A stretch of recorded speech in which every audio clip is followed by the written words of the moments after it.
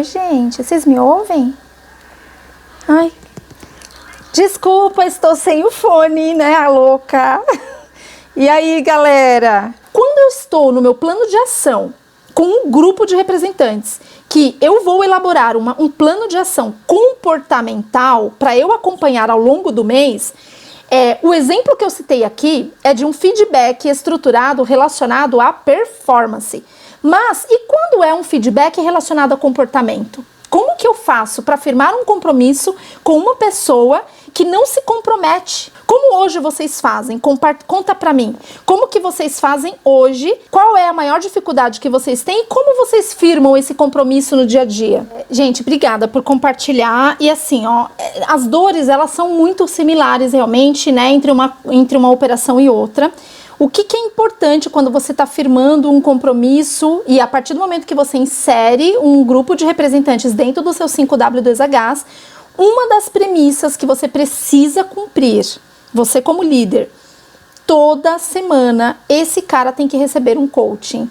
E por quê? Porque você vai retroalimentar o compromisso firmado, principalmente se for comportamental.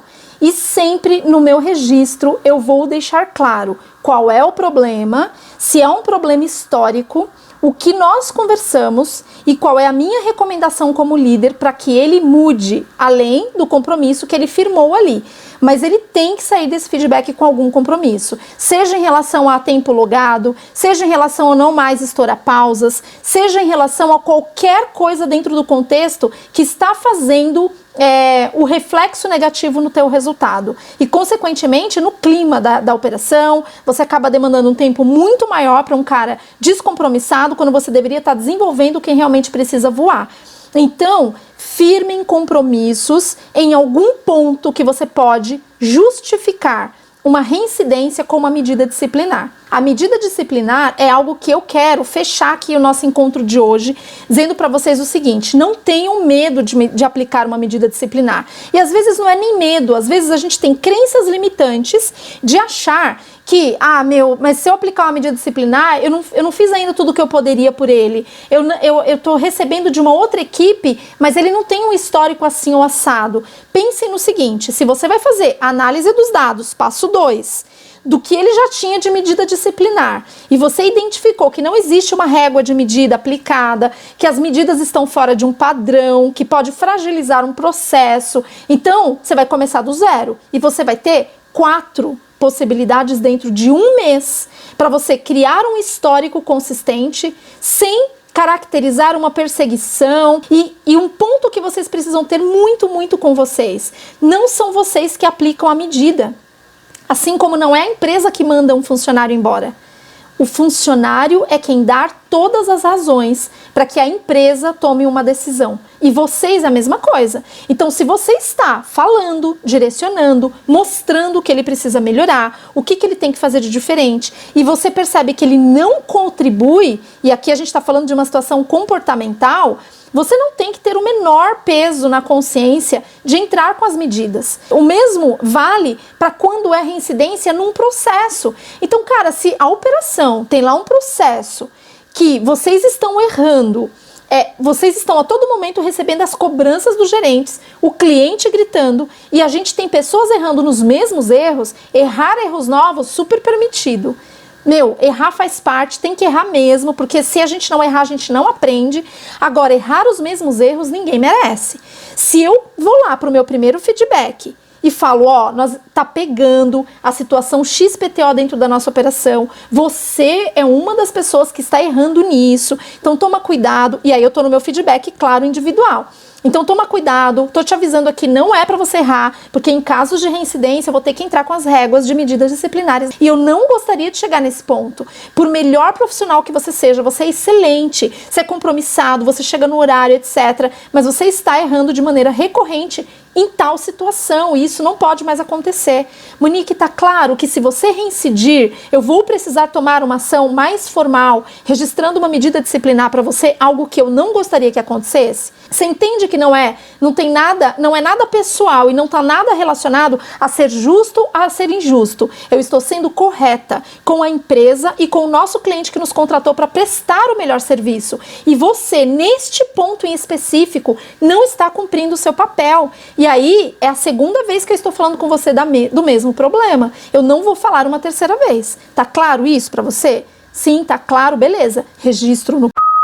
Está ciente que uma reincidência é passível, eu não vou colocar que vai levar, porque isso pode caracterizar que você está ali ameaçando. Não, você vai falar, é passível de uma medida disciplinar de acordo com a reincidência do mesmo erro. Então, se você tiver em algum lugar, no fluxo, em algum lugar e puder anexar, quanto mais evidências, principalmente em questões de recorrência dos mesmos erros ou comportamentos, isso vai te respaldar, porque no próximo feedback você não vai precisar nem gastar saliva. Você vai falar assim, Monique, você faz ideia por que você está aqui novamente, do que nós vamos falar? Ai, aconteceu tal coisa, não sei o quê. O que nós falamos no último feedback? Não, eu sei. Olha, eu vou pedir, por favor, que você abra. Tem uma medida disciplinar lá, por favor, entre lá, dê o aceite e a gente vai seguir com a formalização da medida. Este feedback é apenas para te comunicar que, infelizmente, eu estou aplicando a medida disciplinar agora e eu espero que você não volte a errar, porque senão a gente vai seguir a régua. Não dá mais, Monique. Obrigada, você tem alguma dúvida? Não, não tenho. Então, beijo, tchau. Eu não posso dispersar o meu feedback nesse momento, porque senão eu perco a ferida que eu tenho que acertar da Monique. Então, vocês não precisam ter receio de aplicar medidas ou de achar que você está sendo injusto. Os líderes, de maneira geral, têm um mega de um receio de aplicar medida disciplinar. E aí eu falo pro que é meu par lá no saque. Eu falo, a gente tem que quebrar esse paradigma dos caras. Eles precisam entender que a medida disciplinar é como uma infração de trânsito. Você deu um vacilo, vai chegar uma multa na sua casa, você concordando ou não com ela. É a regra do jogo. E se não tiver um cartão vermelho, se você não receber uma medida, uma multa de trânsito ou algo do gênero, você paga IPVA todo ano, você paga IPTU todo ano. E a gente não concorda porque a gente não vê nada de retorno dessa grana.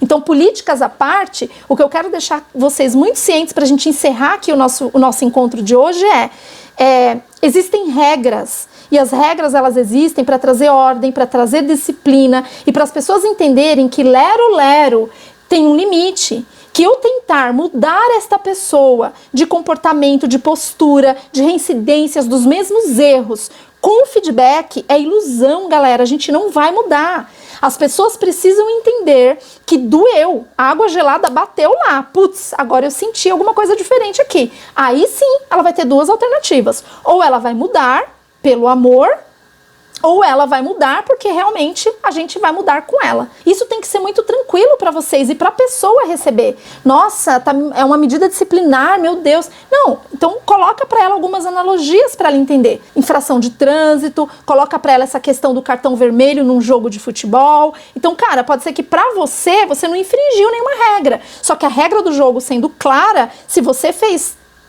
uma infração, você vai tomar uma penalidade por isso. A medida disciplinar é a mesma coisa. Se vocês continuarem achando, se iludindo que vocês vão conseguir mudar um cenário recorrente só com conversa, esquece, galera, não vai mudar.